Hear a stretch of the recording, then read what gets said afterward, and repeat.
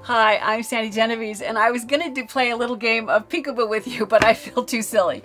And the reason I was going to do that is because we're going to make a scrapbook that I call a peekaboo scrapbook. And the reason I call it that is because the pages have these windows, that you can peek through to see some of the pages behind. And by strategically placing the different windows in different shapes and in different positions, it gives you the ability to see several of the first colors in a scrapbook. So you can see here, I have windows in the first 4 pages, and then the 5th page is just a color that's going to look good with all those. And then the remainder of my pages are all white because I think the bulk of my photos are probably going to look best on white. But I'm going to have lots of embellishments and journaling, and I'll have a photo or two on these first few pages as well. In order to do this, you want to start by cutting out the pages. So I used a variety. I picked colors that I liked together. So I go from a lighter yellow to a deeper and gold, and then orange, red, and then several of the white pages. And of course, how many pages and how many colors is all based on what you want and how many photos that you need to show off. If you look closely, you can see I've used a watermark ink pad and a stamp, a rubber stamp, in order to add some detail to the front cover. And for these holes, the binding holes, I've come in from the middle and punched the first hole, and then from there to the next middle is 1 inch. So I go 1 inch for the next hole and 1 inch, and I go 1 inch in either direction. Once you have it done once, now you can use this in order to lay it down and draw the holes, which I've done, that we're going to go ahead and punch. But first, I forgot to give you the dimensions. The dimensions of each of these pages in my scrapbook, it's 6 by 9 1/4. And that's what I've done for the dimensions. Now, I've cut out a window here. My window is 2 3/4 inches for this first square opening. And then I've punched the holes. And I thought it might be easiest to do the steps on one of the pages. So I'm going to take the next page in. Now this page, I've already decided where I want, by setting this page on top, I've decided this is where I want the window to show through. So I've just cut a piece of white paper. I would set it down, and this happens to be 1 3/4 by 2 3/4. And I'm going to set it down in the position I want it, trace around it with a pencil, which I've already done, and then I'm going to cut it out. Now if you have an X-Acto knife and a cutting pad, that works. When I have straight interior lines to cut, I pull out my handy Fiskars trimmer because this is a godsend for this. The wire that you can see is going to show me where it wants to cut.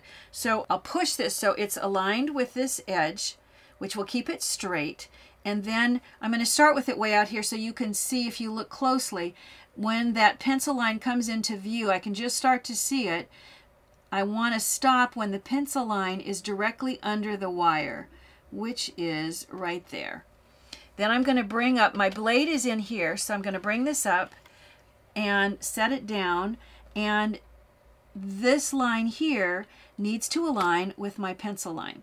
So I'm going to, I usually start closer in than I need to, and cut, and I'll try to do this so my hands are out of the way until it looks like this lines up with this pencil line. And now I'm going to go back and do a little more until I think that's lined up. I can lift it, see my pencil goes all the way, and now I'm just going to turn this and repeat the same process until I have my pencil line once again aligned with the wire from the cutter. And do the same thing, bring this in and cut until it looks like it's going to connect to my first cut. And while it's in position, I'll lift this up to see that I've, looks like I maybe need to go a hair further this way. So there you go. You've cut out the window, and any place where your pencil line still shows, it's bound to have a little bit, you can erase it now. It's easier to do before you actually place it into the book. So get rid of all your pencil lines. Now, as I mentioned, I've already marked the holes, so I'm going to just take my 1/4 inch hole punch and I'll go through and punch all the binding holes.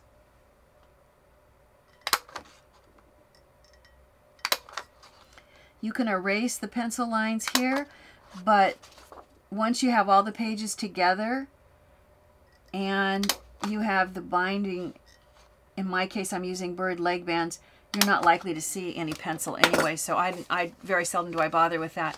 So I've got my first page. I've now got my second page. Now I've already gone ahead and I've done the binding holes on all the rest of the pages, but I thought I would show you a couple of other types of windows that you can make. In this example, I'm going to just use a square punch. It happens to be a 1 3/8 inch punch. I've marked with a pencil where I want it to be, and if you can see, my pencil guides show by using the, the punch from the back side. So I've cut that out, and if there's any place where the pencil still shows, you can always go back and erase. That gives me page number 3 in my little windows. And then the next one is going to be a circle. And a circle punch that I have is not going to fit in there unless you use what's called an anywhere punch. And I have a few of these. This one happens to be from Martha Stewart. It's held together with magnets, and it has a notch that helps you see. If I take this apart, the magnets are what hold it together, and if I try to turn it, it won't line up. It's the poles and the magnet are pushing against, but it lines up and aligns perfectly when I find the notch on the bottom matches with the notch on the top. And you can see how strong those magnets are. All you want to do is separate this, and you're going to put the paper in between the layers. So just being cognizant of where that notch is, what I'm going to do is I'm going to use this in order to line up the circle that I want with the circle that's punched. And then if this is where the notch is, I want to find the notch, and this is now going to align, and it will snap together so that they're aligned. And then double check and make sure, has this moved at all? If it has, you can still slide your paper in here if you want to give it a nudge until it's right where you want that circle to be. So when your pencil line matches the actual circle punch itself, then all you need to do is punch. And you get a perfectly positioned circle. So this is now page 4. And actually, I think maybe I designed it to go this way. Let's see if that, yeah, that's more like what I had in mind. And the red is going to show through. So you have all the pages lined up. Let's look now at the binding that's going to go there. The binding that I used are these bird leg bands, and they're almost like keychains.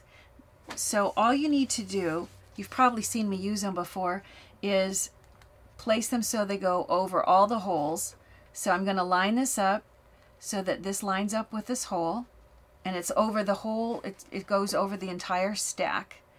And then I'm going to just twist it until it sits inside. That's how I'm going to bind it. But I sort of jumped ahead.